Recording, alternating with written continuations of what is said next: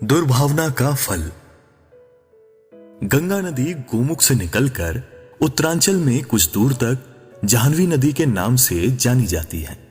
उसी जाह्नवी नदी के किनारे एक महर्षि का गुरुकुल था, जहां धर्म और अस्त्र शस्त्र चलाने की शिक्षा दी जाती थी।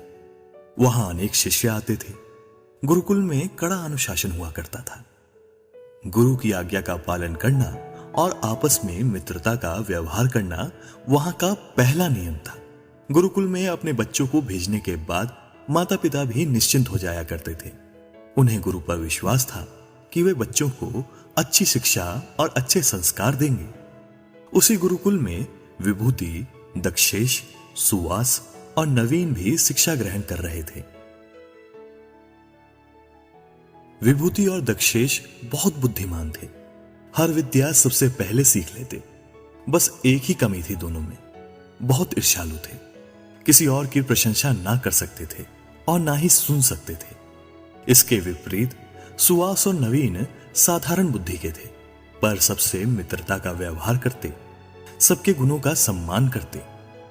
सुवास और नवीन ने अपने साथियों को समझाने का बहुत प्रयास किया, पर सब व्यर्थ रहा। महर्षि को भी बहुत चिंता होती थी कि उन्हें कैसे सुधारा जाए। वे दोनों बालकों में अहंकार और ईर्ष्या की भावना को खत्म करना चाहते थे, पर उचित अवसर नहीं मिल पा रहा था। जाह्नवी नदी के दूसरे किनारे पर एक बस्ती थी। वहां एक जमींदार रहते थे, जिनकी शिक्षा दीक्षा इसी गुरुकुल में हुई थी। उन्हीं दिनों वे गंगोत्री, यमुनोत्री, केदारनाथ और बद्रीनाथ, जिन्हें उत्तरांचल के 4 धाम कहा जाता है, की यात्रा करके लौटे थे। उन्होंने एक भोज का आयोजन किया। जमींदार ने सबसे पहले गुरुकुल में संदेश भेजा कि महर्षिवर संदेशवाहक के साथ कृपया अपने 2 योग्य शिष्य भेज दें। उन्हें भोजन कराने के बाद ही भोज आरंभ होगा। साथ ही मैं उनकी योग्यता के लिए उन्हें सम्मानित भी करना चाहता हूं। गुरु ने कुछ सोचकर विभूति और दक्षेश को बुलाया और कहा, नदी के उस पार रहने वाले जमींदार ने आश्रम के 2 योग्य शिष्यों को दावत के लिए बुलाया है। दावत के पश्चात वे उनकी योग्यता के लिए उन्हें सम्मानित भी करना चाहते हैं।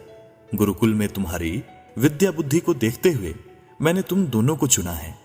आज ही वहां जाना है। क्या तुम लोग जाओगे? अवश्य गुरुजी, दोनों ने एक साथ कहा। दोनों शिष्य संदेशवाहक के साथ जमींदार के यहां पहुंचे।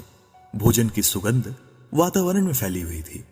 जमींदार ने उनका स्वागत करते हुए कहा, भोजन तैयार है। आप दोनों दूर से आए हैं। पास ही कुआं है, वहां जाकर हाथ धो लें, फिर आसन ग्रहण करें। इसीलिए कुएं का चबूतरा थोड़ा छोटा है।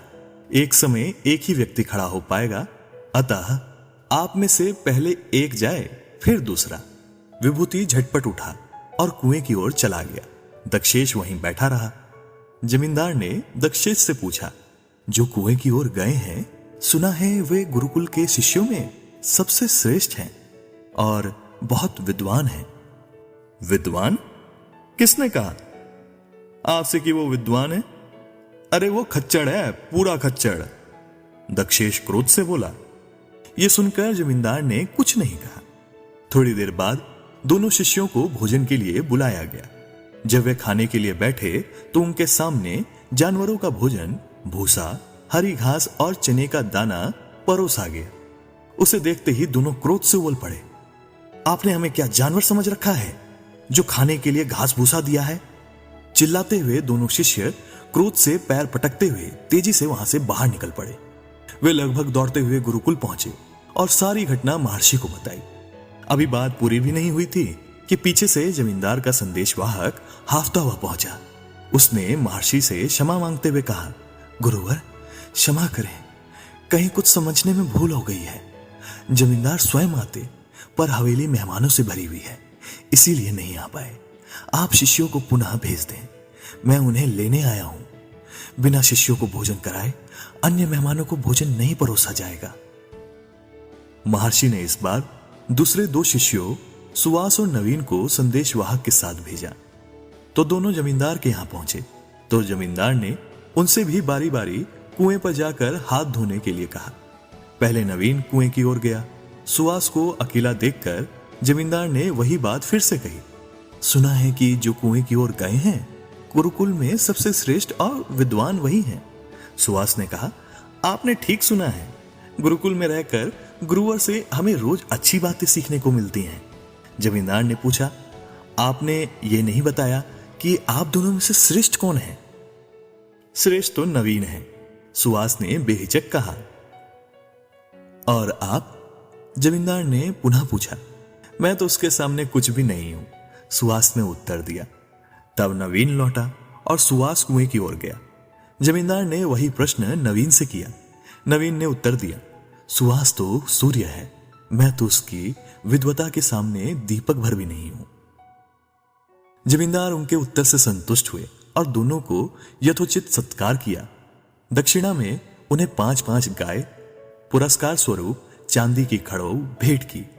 वे दोनों जब गुरुकुल लौटे तो बहुत प्रसन्न थे। यह देखकर विभूति और दक्षेश का क्रोध और बढ़ गया। वे महर्षि के पास पहुंचे और कहा, हम दोनों आपके इन शिष्यों से तो बहुत अधिक बुद्धिमान हैं, फिर भी हम अपमानित हुए हैं। आप सब जानकर भी चुप हैं और नवीन एवं सुहास की प्रशंसा कर रहे हैं।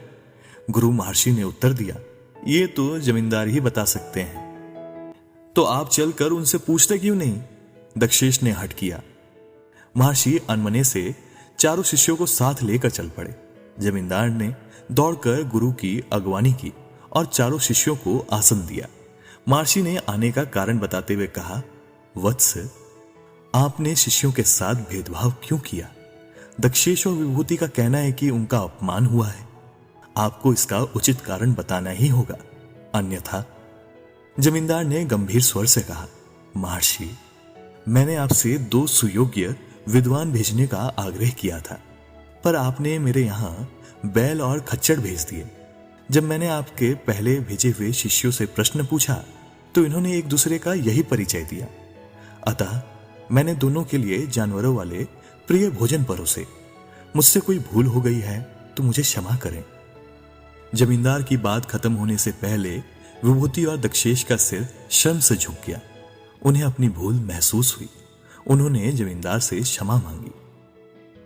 तब गुरु महर्षि ने कहा, अहंकार और ईर्ष्या के कारण तुम दोनों में प्रेम नहीं है, पारंपरिक सद्भाव नहीं है। इसी कारण तुम दोनों योग्य होकर भी अयोग्य सिद्ध हुए हो और सभा में अपमानित हुए। वहीं सुहास और नवीन तुम दोनों की अपेक्षा कम योग्य हैं, पर वे विनम्र, शिष्ट और एक दूसरे के प्रति मित्रता का भाव रखते हैं। इसी कारण आज यहां सम्मानित हुए हैं। सबकी भावना की कद्र करना, सबसे प्रेम करना और सबका सम्मान करना ही शिष्य को योग्य बनाता है। इसे सुनकर वहां उपस्थित लोगों ने गुरु की प्रशंसा की और गुरु को यह विश्वास हो गया कि अब उनके चारों शिष्य एक समान योग्य होकर घर लौटेंगे। ये था आपका दोस्त आरजे विजीत, जो आपको ये कहानी सुना रहा था। अगर यह कहानी आपको अच्छी लगी तो लाइक, शेयर एंड सब्सक्राइब हमारे चैनल को जरूर करके जाइएगा और ऐसी ही कहानी को सुनने के लिए मेरे साथ बने रहिए।